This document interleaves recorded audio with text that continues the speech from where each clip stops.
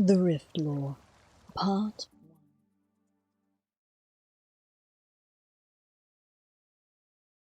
1.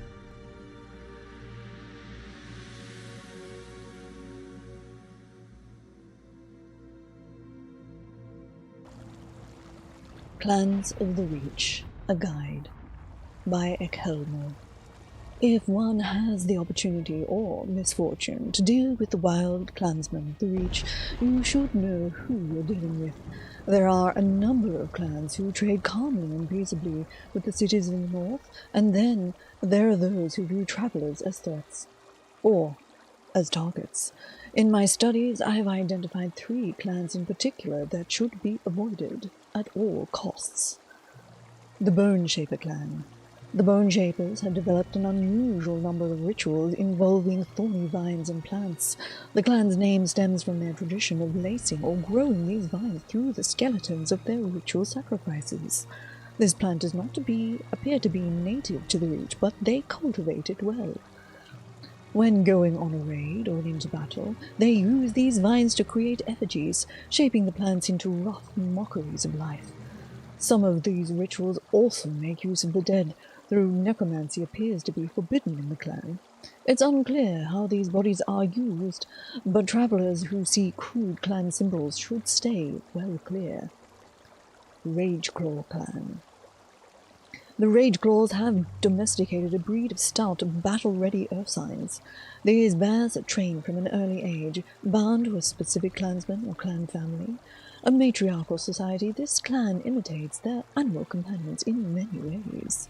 The protection of the young clan members is paramount, and I have seen whole Rageclaw families go into battle over the slightest threat to their children.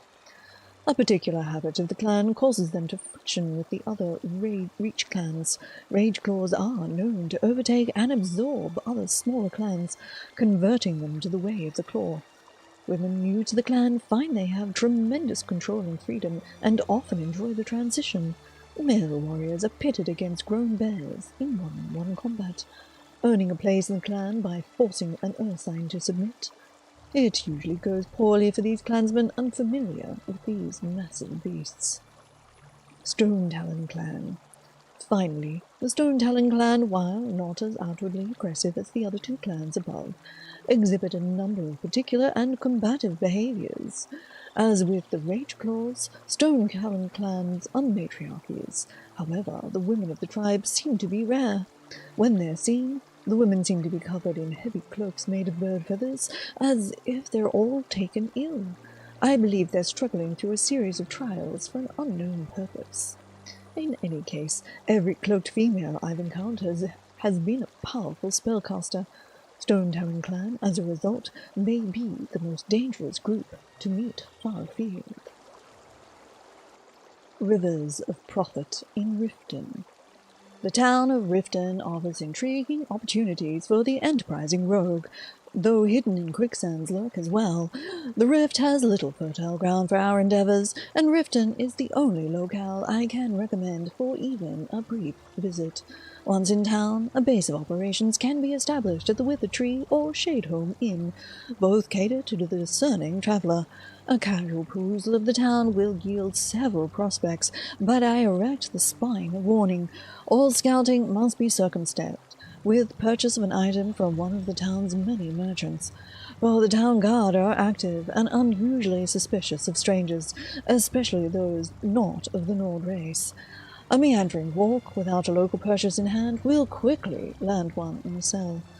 The island that forms the heart of the town, surrounded by the invigorating waters of the nearby lake, contains several merchant stalls. A quick purchase there will soothe the guard's suspicions, and it affords the glance at the merchant's goods. These vary greatly in quality and selection, so the stalls of the greatest interest I leave to each to determine for themselves. To the north are 2 buildings of note. 2 merchant families of long standing sell wares not generally available to the island stalls. The Rothalans sell crafting materials, including a very few specialized and rare items. This Dunmer family is tolerated in Riften for the glamour of their wares to add to the otherwise mundane town. The Rothalans, like all Dunmer, are grasping and suspicious, employing an unfortunate number of guards and more esoteric security measures. The claw of greed should be tempered with the hiss of caution here. Next to the Rothalans is the establishment of the Gorham Iron Arm. This retired blacksmith and his family cater to the weaponsmithing and armor crafts.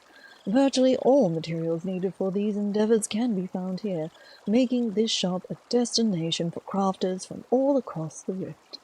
Security here is handled by the Iron Arm clan, and a dozen severed hands nailed to above the entrance attest to the family zeal. On the guard captain's quarters and the fighters' guild we need not dwell, for only the foolish dive into the waters so deep and swift running, with no reward in sight. But the Mages' Guild, the most impressive edifice in Riften, my claws quiver in remembrance of the treasures contained therein. Spell components, rest scrolls, and powerful magical items, a trove unique in the Rift. Alas, the safeguards upon them are both subtle and deadly.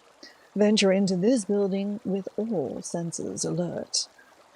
Along the water's edge are town's docks, and while simple-minded fish from them or gaze into the murky waters for the acquisitive among us, they hold greater delights. Merchants who prefer the shadows can be found along the lower levels of the docks, conducting business in the delightfully damp warehouses at the waterline. A purchaser for goods of any sort can usually be found here. The town guard avoids the underdocks and patrols only in large, easily avoided groups. A grating at one end of the docks leads into a small sewer system, now used only as a rail pathway. Perhaps as Riften grows, this will eventually be extended underneath the entire town, rendering it more useful for clandestine operations. In the hopes that I may contribute to the expansion of our guild knowledge, I offer this record of my experiences in the town of Riften. Stay moist, comrades. Respectfully submitted. Eyes with intent. The road to Sovngarde. Lore-masters hear tales of heroes who claim to have travelled to Sovngarde and back, but the truth is uncertain. The greatest warriors stride the road to Sovngarde upon their deaths, but if the living can walk there and return, it has not yet been shown. Yet lore-masters know this. Sovngarde exists, so our gods promise, and so we believe. Sovngarde lies in the heart of Aetherius, awaiting the souls of the departed warriors. Nords who proved themselves in battle awaken in the realm after death. Pain and illness vanish within the halls of Valor. Revelry is never-ending, mead flows freely, and the greatest Nords of all time complete in tests of strength and prowess. Spirits trapped in this world know torment, emptiness, and endless suffering, obsessing over lost battles and fallen kingdoms and unresolved lives. Not so in Sovngarde. Even the tedium of immortality is unknown, or spectral foes wait in the surrounding shadows, waiting to do battle for those who would test their mettle. Shor created the realm of Sovngarde with his clever magic long ago, but the trickster god has faded from our world. Others have attempted to part the veil of his deceit, practicing forsaken arts and seeking hidden paths into the afterlife. All such attempts end in tragedy. None can out-trick the trickster, for we all know Shor retreated to that realm and laughs at all who would outwit him. He may even rule the realm, choosing heroes to honor him according to his whims. All this is speculation. Only those who know the worthy know the truth, and they speak no more to the living. Through all the suffering and adversity in this world, true Nord warriors endure, for Sovngarde awaits. The Wandering Skald. Every library holds musty old tales, carried through rain and snow, but a Nord Skald gladly regales what poets all sang long ago. Every book has its title and name, but its pages soon turn to dust. A poem we sing will live on in fame, from a history all of us trust. Old tales come down from long ago, with inflection and meter and verse. Soon the Skald's audience will happily know, yes, this life could be worse. And the kings know that truth is better than sword and shield. Taught from their distant youth, Skald kings have the wisdom to wield.